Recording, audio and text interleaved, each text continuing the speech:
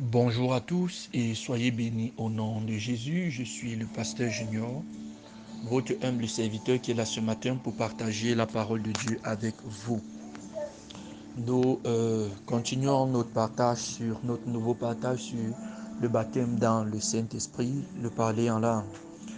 Et ce matin, nous allons voir une question importante. Nous parlerons d'une question, nous répondrons à une question importante qui est: qu'est-ce que le baptême dans le Saint-Esprit? Dans Actes des Apôtres, chapitre 19, du verset 2 au verset 6, il est écrit: il leur dit, avez-vous reçu le Saint-Esprit quand vous avez cru? Ils lui répondirent, nous n'avons même pas entendu dire qu'il y ait un Saint-Esprit. Il dit, de quel baptême avez-vous donc été baptisés? Et ils répondirent, du baptême de Jean.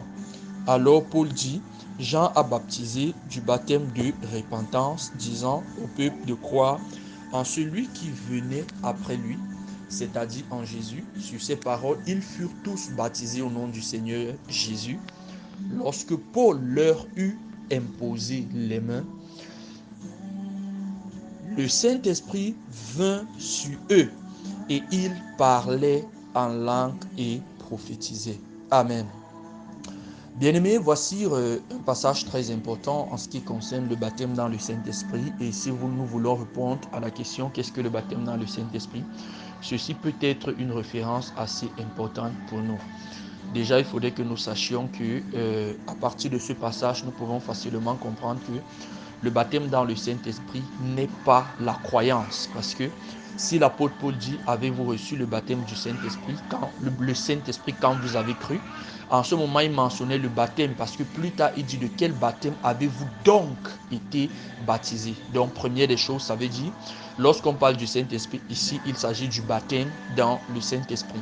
La deuxième des choses, c'est que le baptême dans le Saint-Esprit est différent de la croyance. C'est-à-dire, si on dit, avez-vous reçu le baptême dans le Saint-Esprit quand vous avez cru? Ça veut dire, le baptême dans le Saint-Esprit et la croyance, ce sont deux expériences différentes. On peut croire en Jésus, toutefois sans être encore, ou alors pour l'instant, baptisé dans le Saint-Esprit. Ça, c'est la première des choses que nous devons savoir. Mais maintenant, nous devons donc nous poser la question, en fait, de quoi s'agit-il lorsqu'on parle du baptême dans le Saint-Esprit? Mais regardons quelque chose de très important, c'est que Paul, la Bible nous dit au dernier verset, n'est-ce pas, que nous avons lu, Paul, lorsque Paul leur eut imposé les mains, le Saint-Esprit vint sur eux, ils parlaient en langue et prophétisaient. Ça veut dire, lorsque l'apôtre Paul c'est-à-dire, c'est lorsqu'il les a entendus prophétiser et parler en langue premièrement et prophétiser, qu'il a su que le Saint-Esprit est venu sur eux. Autrement dit, lorsque nous parlons du baptême dans le Saint-Esprit, il y a un signe initiateur ou alors un signe qui confirme cela au départ, un signe extérieur. Déjà, il faudrait que nous sachions que le baptême dans le Saint-Esprit, c'est quoi? Le baptême dans le Saint-Esprit, c'est l'immersion dans le Saint-Esprit. Et l'immersion dans le Saint-Esprit, c'est un baptême de puissance. C'est le baptême qui nous amène à développer un niveau de puissance supérieur à celui que nous avons présentement. Autrement dit, lorsque tu viens en Jésus-Christ, il ne faudrait pas que tu puisses servir Jésus avec ta force principale.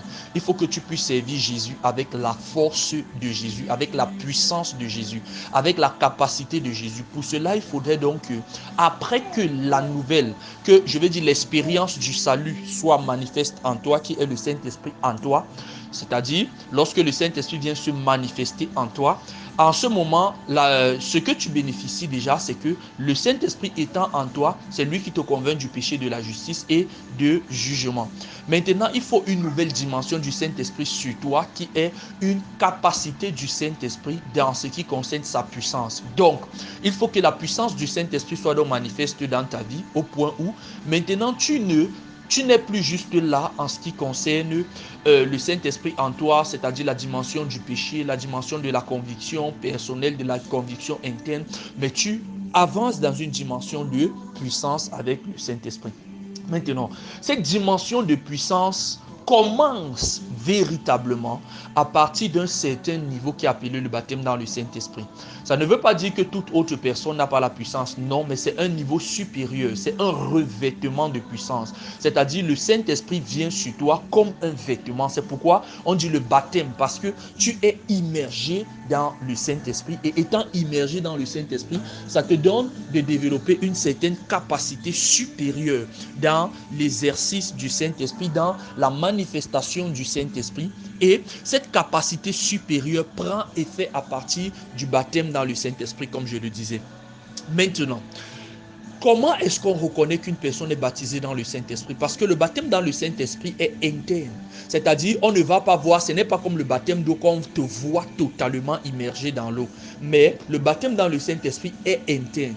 Mais étant donc interne, cela a une manifestation externe qui est ce qu'on appelle le parler en langue. Vous vous rendez compte, lorsque nous lisons dans Actes des Apôtres, dans presque tous les chapitres là où on nous parle du baptême dans le Saint-Esprit, je crois sur 5 expériences, on nous parle du parler en langue. Et l'apôtre Paul, qui est une expérience dans laquelle on ne mentionne pas le parler en langue, plus tard dans le livre d'un Corinthiens chapitre 14, il dit « Je parle en langue plus que vous tous ». Ce qui veut dire, l'apôtre Paul, lorsqu'il a été baptisé dans le Saint-Esprit, en ce moment-là, n'est-ce pas, on a compris qu'il a été baptisé par le Saint-Esprit par l'expérience du parler en langue. Autrement dit, le parler en langue est très important et très efficace lorsque nous parlons du baptême dans le Saint-Esprit. Je veux mentionner une chose ici. Vous vous rendez compte d'une chose, c'est que les dons de langue sont les seuls dons qui n'existaient pas dans l'Ancien Testament. Vous vous rendez compte, lorsque nous parcourons tous les dons spirituels, que ce soit le don de la foi, le don d'opérer des miracles, le don de le don de la...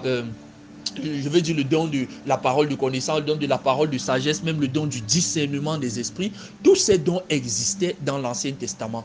Mais il n'y a que le don de langue et ses dérivés qui n'existaient pas dans l'Ancien Testament. Il s'agissait du don de la diversité de langues, certainement, et aussi le don de l'interprétation de langue qui n'existait pas dans l'Ancien Testament. Ce qui veut simplement nous dire que le baptême dans le Saint-Esprit est venu avec quelque chose de nouveau que les gens de l'Ancien Testament n'avaient pas, c'est-à-dire le parler en langue. Autrement dit, la reconnaissance du baptême dans le Saint-Esprit se manifeste lorsque on voit un signe extérieur qui est le parler en langue. Autrement dit, le parler en langue est le signe extérieur du baptême dans le Saint-Esprit. Et je peux rassurer une personne, c'est que le parler en langue, n'est-ce pas, c'est par cela qu'on reconnaît que tu es baptisé dans le Saint-Esprit. Intérieurement, une personne peut dire je suis baptisé ou alors je ne suis pas baptisé, mais personne ne peut vérifier, ne peut être rassuré si tu as déjà reçu le baptême de puissance, mais de façon extérieure. Le signe qui montre, qui approuve que le Saint-Esprit, n'est-ce pas, est déjà sur toi,